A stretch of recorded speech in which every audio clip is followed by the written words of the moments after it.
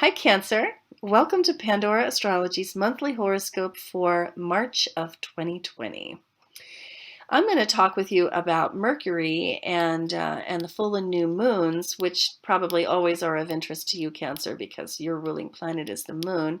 But before I do, Julia has some things to say about Venus, Mars, and Saturn. Take it away, Julia. All right, Jamie. So, Cancer, I'll start with Venus first. Venus is the planet of pleasure and art and relationships, and she enters your 11th house of friends and networks on March 4th. So, we could find some fun and good times wherever Venus is as well. So, you could be in a really social mood and enjoy spending more time with your buddies. And if you're single, then this can be a really good time for online dating, since the 11th house also correlates with networks of all kinds. And I think that could even be technologic networks as well. And Absolutely. yeah. And also, the spring equinox is happening this month on March 19th, and that's when the sun leaves the sign of Pisces, finally, the final degree, and then moves into Aries. And even though these signs are right next to each other, that's really just a quantum leap in a whole sort of new cycle of development, because those signs are just so antithetical to one another. So this is correlating with your 10th house of career. So this could be a time of new beginnings at your job as well. And then the last planet that I want to talk about is Saturn. And Saturn is going to be making a big shift too, because Saturn really only changes signs every 2.5 years. So he's going to be going in and out of between Aquarius and Capricorn throughout this year. But as he's entering Aquarius on March 21st, that's going to correlate to your 8th house. And the 8th house is the house of other people's money. Now, wherever we have Saturn in our chart is where we experience some blockages and some frustrations, because Saturn is a planet of limitation. Now, Cancer, you're generally a sign that's actually really good with money, but we all have money which we need to share with other people, like people we know very well and intimately, like family members or a partner. And this house also represents money that we share with an institution, like borrowing money, like taking out some debt as well. So Saturn may be bringing some frustrations and limitations to these areas of life.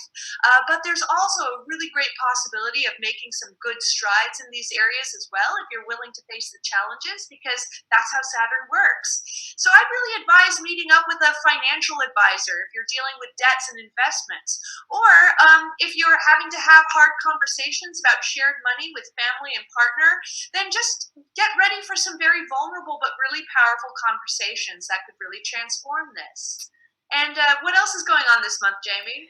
Yeah, I think that Saturn in the eighth house just seems like it's going to bring some harsh, possibly harsh reality checks in the arena of, those conversations that you have with your partner, whether it's your spouse or your business partner about money. And but the good news about Saturn is always that you get to work in that area and you can have a good effect and ultimately achieve a better place than you had before. Oh, Julia, what's up with Mars this month? Oh my gosh, I left out Mars, didn't I? All right, well, let me just look over my notes really, really quickly again. Oh, right, Mars is going to be entering. Okay, so Mars begins this month for you, Cancer, in the 7th house of partnership. And Yeah. this house isn't just romantic partnerships, but it can also include any type of partnering or consulting work you're doing. So that could Yeah. include a business partner, that could include a legal consultant, or anything of that nature.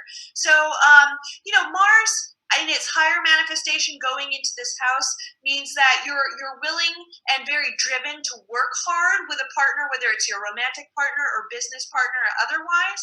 But since Mars can be a little bit conflict prone, be wary of having fights in those areas as well.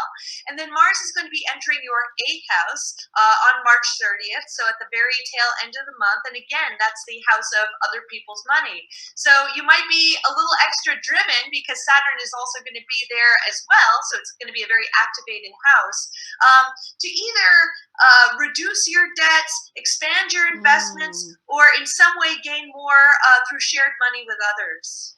Yeah, that'd be a really good use of that Mars transit into the eighth house, which is going to go on into next month, April. So, yeah, that sounds really smart. Well, let's talk about moons and let's talk about Mercury. Mercury begins this month retrograde. Oh man, nobody enjoys that. Um, and it began its retrograde stint in Pisces, but during the month, early in the month actually, it retrogrades back into Aquarius, where we have a chance to get some mental clarity going on. So here we are, beginning of the month. Where's the little guy? There he is. And there he retrogrades back into Aquarius. And Mercury loves to be in Aquarius. That's your eighth house. And as Mercury backs up, quite often there's this feeling that you were trying to move forward in a particular area, and then you had to go back and like clean something up that's old. Because Mercury is retrograding back into essentially your eighth house, this sort of suggests that there's some old unfinished business in, as Julia said, again, that area of finances that you share with other individuals, or in terms of debts and loans, credit, and that sort of thing. So it's likely that sometime during late February or early March, you got all tangled up about your finances. And what's needed is to sort them through, to have all the discussions, the conversations, to tell the truth about what's going on financially with you, with your partner, to get those numbers to line up. And when Mercury retrogrades back into Aquarius, I think it's much more possible that you can find some mental clarity about this than when it was in Pisces earlier in the retrograde stint. So on March 9th, Mercury goes direct, and there you can see it happening. The little red RX symbol has changed into a red S and then a black S, which means it's now stationing and turning direct. But also, the moon is full here in Virgo. Now, the moon symbolizes our mood, right? And also tells us how we soothe ourselves. And the full moon is a time when feelings tend to run pretty high. And this moon being in Virgo, that suggests that a way to soothe ourselves is through creating order. And what better time to really create a lot of order than the day that Mercury retrograde ends? So, and the moon being your ruling planet, whether your sun is in Cancer or you have Cancer rising, this full moon in Virgo might really put you in the mood to, as Julie and I said in the video, come out of the fog. We made a video about this full moon, and you'll find it in the March news playlist. And it also talks about Mercury retrograde. And it's going to be like coming out of the fog. And I think that you're going to really feel that. And you're just going to want to grab some garbage bags and, fill them up with all the old stuff that you don't really need. Now, that's a literal thing, but it's also a metaphor. And in this particular case, because that full moon is falling in your third house, which is a house of communication, a house of ideas, a house of thinking and meditation, probably the cleanup is going to happen in your mind right here above, above the neck. So let's see. The other moon that I want to tell you about is the new moon coming at the end of the month when the sun has moved into Aries. So it's post-equinox, and it's really going to capture that feeling of rebirth, renewal, refreshment, revitalization that Julia mentioned for the equinox. And also Chiron is there. Now, Chiron has us on a 7-year healing journey to heal our assertion and to bring it into better balance.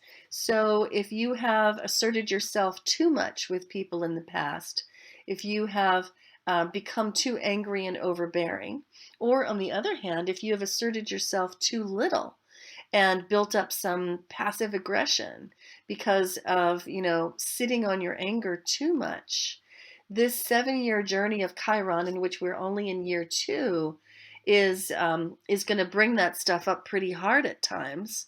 And this new moon might be a case in point.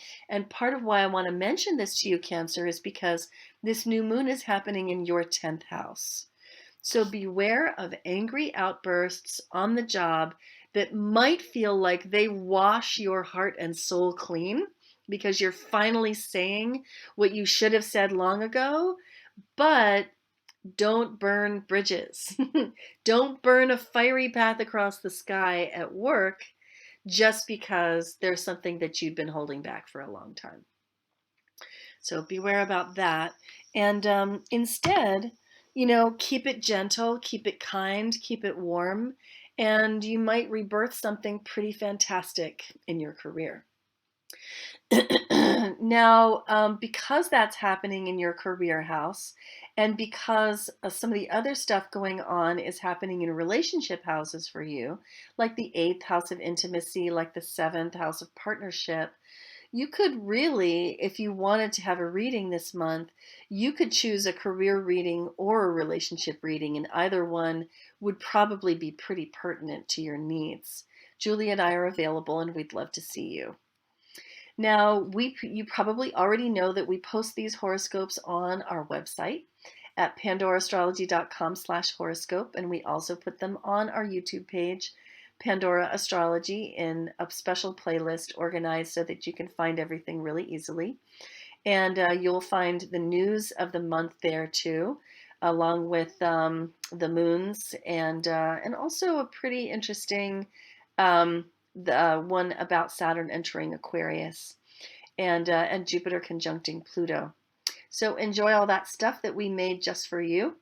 And until next month, we'll see you around the cosmos. Bye bye. Bye, guys.